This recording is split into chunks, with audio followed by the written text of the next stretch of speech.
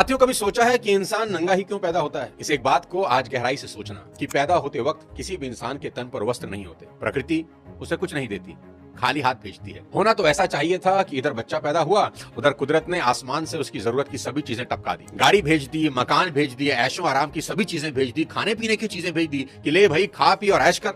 लेकिन कुदरत ऐसा कभी नहीं करती। क्या कुदरत के पास ये सब चीजें होती नहीं है? जरूर होती है, पर कुदरत कहती है कर्म कर और जो चाहता है मुझसे ले ले। तेरी जरूरत की हर चीज इस दुनिया में मौजूद है। तेरे मन में इच्छाएं जन्म लेती रहेंगी, लेकिन कर्म करके तू अपनी हर इच्छा पूरी करते रहना। कुदरत कहती है सावधान रहना, अगर तूने कर्म नहीं किया ना तो तुझे कुछ हासिल नहीं होगा और फिर एक दिन मैं तुझे ऐसी ही वस्त्रहीन वापस बुला लूंगी। पृथ्वी का सारा वैभव तुझे पृथ्वी पर ही छोड़ना होगा। कुछ भी तेरे साथ न जाएगा। सुख और दुख मेरे ये दो दूत तेरे साथ रहेंगे हमेशा। तू जैसे जैसे कर्म करेगा तुझे वैसे वैसे फल मिलते रहेंगे। साथियों, ये है नेचर का चमत्कार। प्रकृति कहती है इस संसार में सब कुछ है जो तुम सोच सकते हो और वो भी जो नहीं सोच सकते, पर कर्महीन के लिए इस दुनिया में कुछ नहीं है। गोस्वामी तुलसीदास जी ने बेहद शानदार लिखा है कि सकल पदार्थ हैं जग माही, कर्महीन नर पावत नाही। यानी इस संसार में सब कुछ है जो तुम्हें चाहिए, लेकिन जो कर्म ना करे उसके लिए कुछ भी नहीं है। गांधी कहते थे सबसे बढ़िया कमाई पसीने की कमाई। उन्होंने कहा जो इंसान बिना मेहनत किए रोटी खाता है ना, चोरी की रोटी खाता है। स्वाभिमानी इंसान कभी दूसरों की मेहरबानियों पर जिंदा नहीं रहते। और इस वीडियो में मैं आपको बताऊंगा कि कोई भी काम कभी छोटा नहीं होता। लोगों की दिक्कत क्या है जानते हैं? मैं बताता हूं। बड़ा काम मिल नहीं रहा और छोटा आप करेंगे नहीं, तो फिर जिंदगी में क्या करेंगे?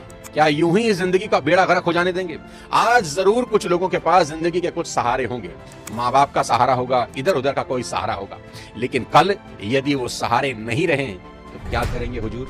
इस बात को आज अच्छे से समझ लें कि जो समय आज आप खराब कर रहे हैं ना, कल वही समय खून के आंसू रुला देगा और ये दुनिया आपकी बर्बादी का तमाशा देखेगी हंसते हंसते। काम चोर और कर्महीनों की यही गति होती है। नोट कर लो आज मेरी बात कि इस दुनिया में समझदार लोग किसी काम को छोटा नहीं समझते। वो समझते हैं कि छोटे से ही बड़ा हुआ जाता है। अरे दोस्त, तुम पूरा इतिहास उठा के देख लो, हमेशा हर चीज छोटे से बड़ी हुई है। खुद सोचो, दिमाग लगाओ, आप बड़े पैदा हुए थे कि छोटे? सीधा 20 साल के तो पैदा नहीं हुए थे ना, धीरे धीरे ही बड़े हुए। एक छोटा सा बीज ही पेड़ बनता है। मकान ऊपर से नीचे की ओर नहीं बनता, बल्कि नीचे से ऊपर की ओर बनता है। नोट करो, ईश्वर सर्वशक्तिमान है, सारा ब्रह्मांड उनके ही हाथ में है, मगर वो भी जब इस धरा पर आए तो बाल रूप में ही आए। फिर चाहे राम हो, कृष्ण हो, नानक हो या कोई पीर पैगंबर, प्रकृति नेचर हमेशा छोटे से बड़े होने को सपोर्ट करती है। इसलिए किसी भी काम को कभी छोटा मत समझना। कोई भी काम हाथ में लेकर मेहनत और लगन से उसे बड़ा बना देना। उठो, कमर कस लो, कसम उठा लो कि इस दुनिया को कुछ करके दिखाना है यार, कुछ बनना है। गुमनामी की मौत नहीं मरना। पूरी दुनिया के लिए नहीं तो कम से कम अपने देश के लिए उठो। देश के लिए ना सही तो राज्य के लिए उठो। राज्य के लिए ना सही तो सोसाइटी के लिए ही सही। ऐसी मिसाल कायम करनी है कि लोग आपको और आपकी मेहनत को कालांतर तक याद रखें कि कोई इस धरती पर आया था और अपने पैरों के निशान छोड़ गया।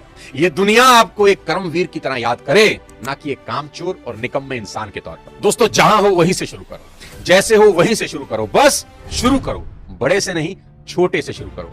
यहाँ सिखों के 5वें गुरु श्री अर्जुन देव के बारे में बात करना बहुत जरूरी है, उनको याद करना बहुत जरूरी है। अर्जुन देव जब चौथे गुरु के अखाड़े में शामिल हुए तो रिचुअल्स के अकॉर्डिंग उन्हें छोटे छोटे काम करने को दिए गए। उन कामों में झूठे बर्तन साफ करना शामिल था। अर्जुन देव जी को जो भी काम बताया गया उन्होंने बड़ी लगन और ईमानदारी से उसे पूरा कर दिया। उन्होंने छोटे काम करने में कोई संकोच नहीं किया, ना ही किसी तरह का कोई इंफीरियरिटी कॉम्प्लेक्स उनमें आया। वहां मौजूद बाकी अन्य शिष्य सत्संग का आनंद लेते थे, मौज ले रहे थे, परंतु श्री अर्जुन देव आधी आधी रात तक काम में लगे रहते और काम पूरा करके ही आराम करते थे।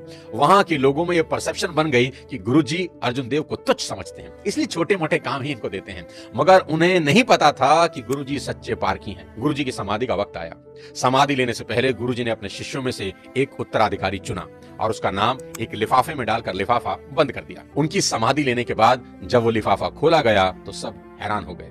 उसमें अर्जुन देव जी का नाम लिखा था। तब अन्य शिष्यों को समझ आया कि जिस काम को तुम छोटा समझते हो ना, उसी में गुरु आपकी असली परीक्षा लेते हैं कि जो इंसान छोटा काम नहीं कर सकता वो बड़ा काम कैसे करेगा। जो इंसान कम वजन ना उठा सके उसे भारी वजन कैसे दिया जा सकता है। स्वामी विवेकानंद कहा करते थे, कोई काम छोटा नहीं, यदि मनपसंद काम मिल जाए तो मूर्ख भी उसे पूरा कर लेते हैं, किंतु बुद्धिमान इंसान वही है जो हर काम को अपने लिए पसंद का काम बना ले और उसी में रम जाए। आपको जानकर बड़ी हैरानी होगी मेरे दोस्त कि कभी ब्रिटेन के अंदर बेकारी का दंड दिया जाता था, यानी जो इंसान बेकार बैठा है उसे दंडित यानी पनिशमेंट मिलती थी। पहली बार किसी को बेकारी के जुर्म में पकड़े जाने पर उस इंसान को जज के सामने पेश कर उसका गुनाह सबमिट किया जाता था। दूसरी बार अगर वही इंसान बेकारी के जुर्म में पकड़ा जाता था, उसके हाथ दाग दिए जाते थे, कोड़े मारे जाते थे और कान का ऊपर का भाग काट दिया जाता था। तीसरी बार उसे कैद की सजा सुनाई जाती थी और चौथी बार मृत्यु दंड ही दे दिया जाता था।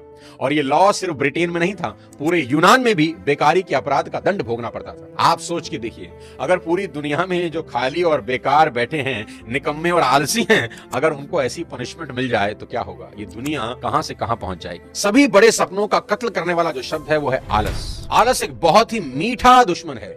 ये बड़ी धीरे से आपको बोलेगा, अरे भाई अगर थक गए हो तो थोड़ा आराम कर लो, क्यों शरीर खराब कर रहे हो, कोलू के बैल की तरह लगे हो, थोड़ा आराम करो, काम तो रोज ही करना है। इस आलस की वजह से ही खरगोश जैसा जानवर कछुए से रेस हार जाता है कि चलो थोड़ा आराम कर लें, कछुआ तो अभी बहुत दूर है। दोस्त, इस दुनिया में आलस से बड़ा कोई दुश्मन नहीं, इसे तुरंत मार डालो। दुनिया के एक बहुत बड़े लेखक हुए खलील जिब्रान। वो कहते थे, तुम बहुत भले हो जब अपने गोल की ओर पूरी ताकत से बढ़ते हो, लेकिन बुरे तुम तब भी नहीं जब अपने गोल की ओर लंगड़ाते लंगड़ाते जाते हो, क्योंकि लंगड़ाते हुए चलने वाले लोग भी कभी पीछे की ओर नहीं जाते। इसलिए दौड़ो। दौड़ नहीं सकते चलो, चल नहीं सकते तो रेंगो, बस बैठो मत। साथियों, अगर आप हमारे चैनल पर नए हैं तो इसे सब्सक्राइब जरूर कर दें ताकि अगले वीडियो का नोटिफिकेशन आपको मिल सके। अगले किसी और शानदार वीडियो के साथ आपसे जल्दी ही मिलता हूं। खूब मेहनत करिए, खूब मेहनत करिए, खूब मेहनत करिए। जय हिंद।